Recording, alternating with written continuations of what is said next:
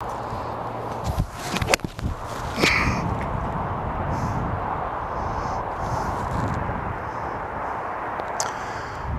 know, there's three fundamental laws at impact that create a perfect golf shot. Undeniable laws of physics. Here are the three. You've got to have a straight path.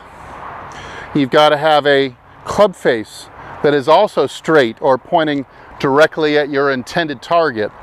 And then the third variable that must be accounted for is we must have precise center contact on the club face. The hardest one of these three to control is actually the angle of the club face. A lot of people that I teach, they could make a number of swings and their path will not vary by more than plus or minus a degree or two.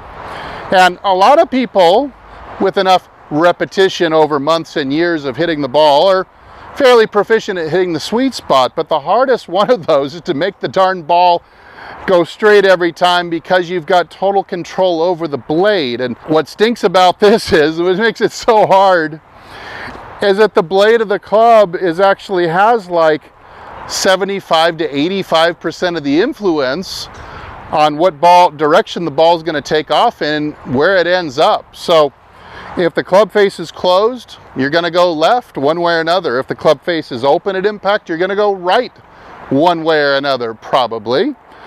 Given that you're hitting it in the center of the face. So the goal to hitting it straight all the time is going to be getting better control over the rotation of the club face through the impact zone.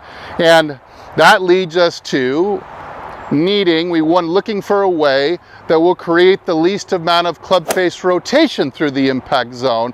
And that'll give us our best amount of control. So right after this, and hey, I'm hoping this video is going to be a game changer for you, because in it I'm going to give you the two huge keys that will help you get rid of most of that extra club face rotation and get you hitting the ball straight a lot more. So keep watching.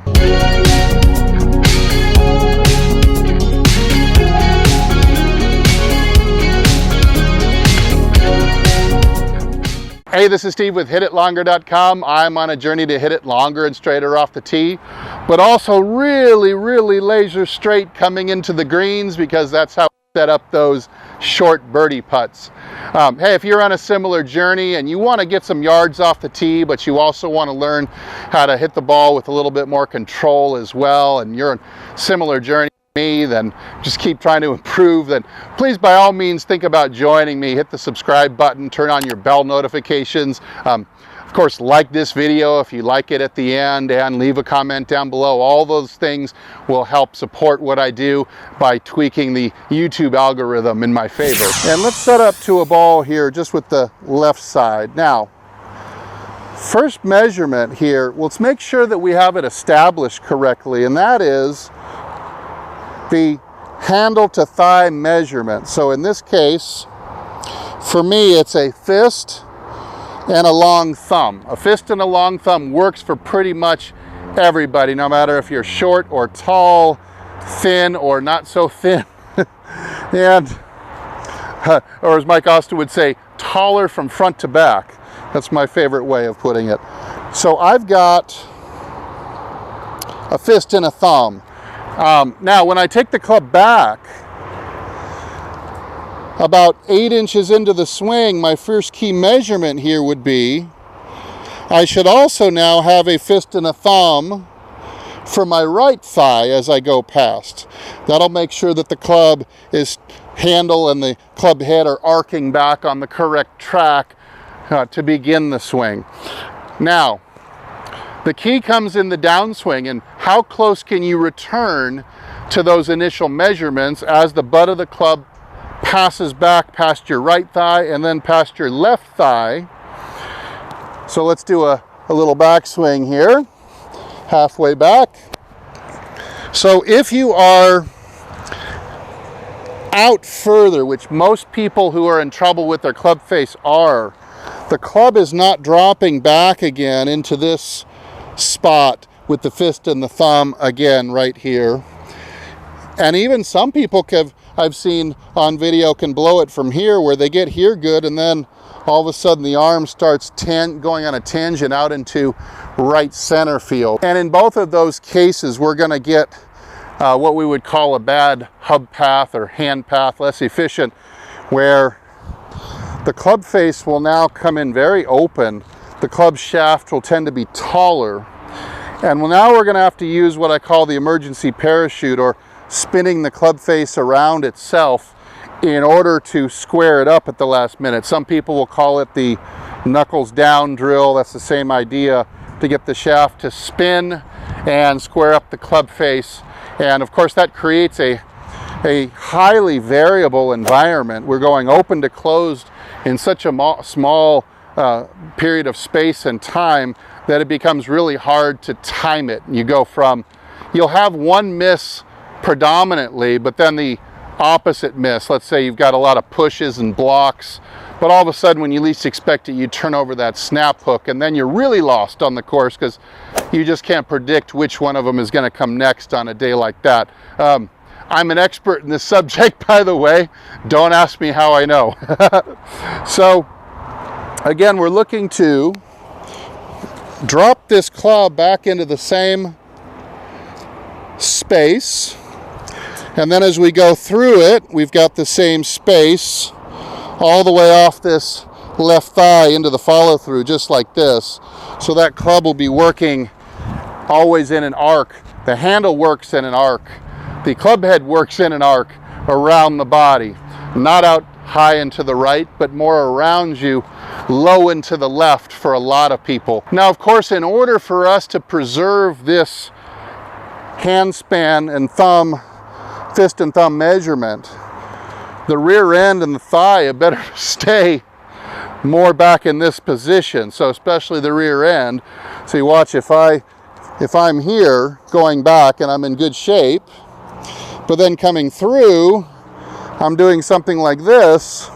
We'll see I've already raised and pushed forward towards the ball, the handle of the club, and now we're going to be coming into it very open, and we'd have to kind of flip it over. The shaft gets tall, the handle's out of position, and we have to introduce a lot more what I call flippiness. Not flap, but flippiness, where the face spins around the shaft like this. So we now know from a lot of testing in 3D environment that most guys on TV, their pelvises are pretty stable. In other words, they don't generally move forward. In a lot of cases, they actually move back. And you can see the problem with losing your posture here is that now my thigh is going to occupy this space where I really needed to bring this handle in.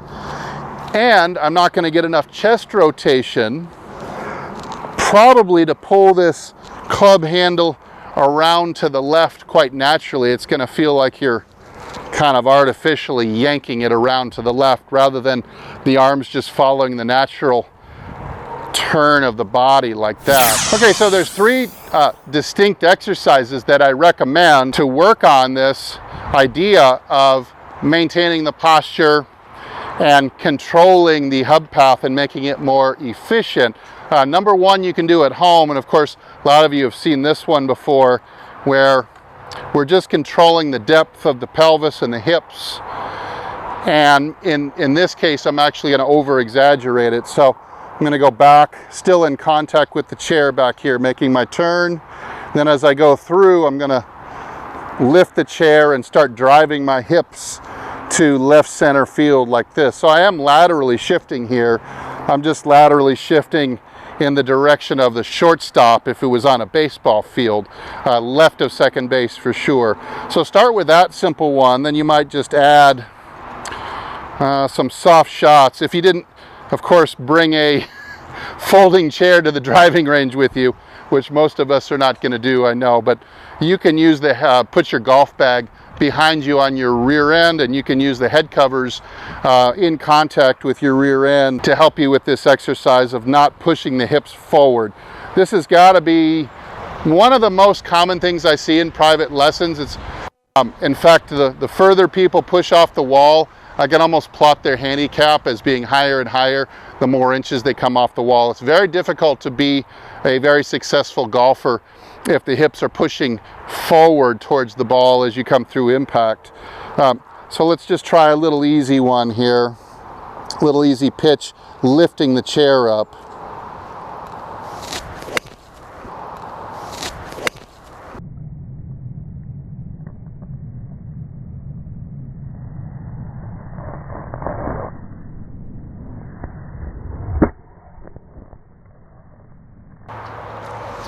And that was a pretty good shot. Speed's your enemy.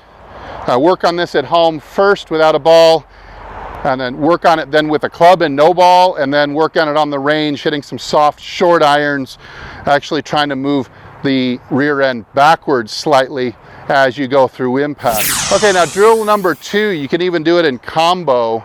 If you did have a chair at home, like maybe out on the patio, you could set this up.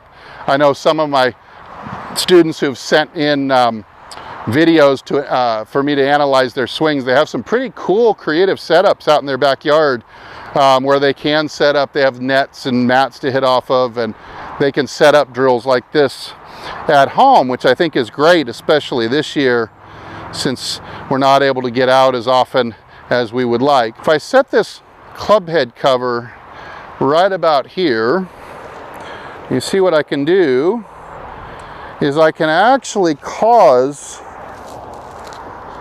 see, I can't get out, so especially I can't do this and get out. I have to bring this back to its original measurement here, coming back into the ball. So it'll keep me from wrecking the measurement on the way back. It'll keep me tight to the pocket and the thigh, back to the original fist and thumb measurement coming through. Let me try one like this.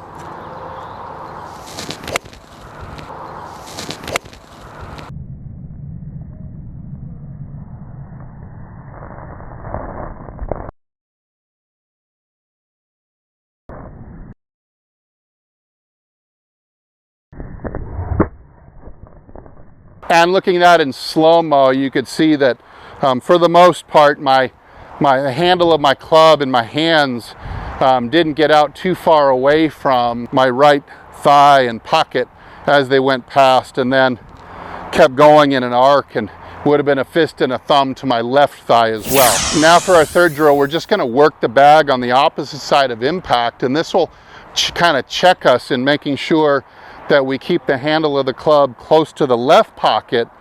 So we're going back, let's say to here, coming back in, dropping that in, the same fist and long thumb measurement, and then if we've got it here too, my forearm will just miss grazing the head cover. So let me give this a try.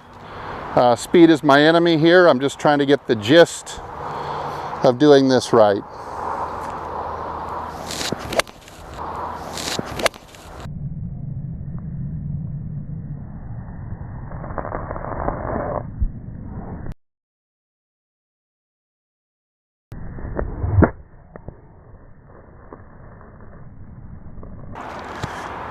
Now I would call that successful simply because I followed the rules I had set for myself. I didn't really care whether the ball went straight or hit well or not. What I tried to do was stay on the chair, and in a perfect world, actually lift it up an inch or two, and then make sure that I swung low and left enough for my right wrist and hand to just clear under this head cover like that. Don't think that you have to be perfect in any way at any of these things to be a really good golfer. It's proven not to be the case, as there are guys on tour who break all of these rules. But certainly if you want to get some more improvement, it's nice to move in this general direction where you have better pelvis measurement through the ball, better maintenance of the posture, even if it's just 5-10 degrees, and a better handle path. That handle path, we've seen how optimally we would like the club face to go through the impact zone without excessive amount of rotation. But what's really cool about having the handle path moving in this manner is that it's also supplying you with a little bit of what some people call passive torque that will actually throw the club head around and get it to catch up, and you don't have to feel like you're adding too much on top of that hand action, wrist action. You don't feel like you're forcing it or having to manipulate it in order to get the club face to square up and have you hitting it down the middle all the time. All right, I'm gonna go back to training my butt to stay back and my exit to be more low left. That's what I know I need going forward if I'm gonna hit it longer and straighter. But hey, thanks again for watching. I know you have a lot of choices, golf instruction on YouTube, and I'm just really glad you found me. Hey, as always, thanks to Golf Development Complex. It's such beautiful scenery. I hope you make it out here one of these days and hit some balls with me. And if I don't see you in the next video, I hope I see you longer and straighter down the fairway. Take good care.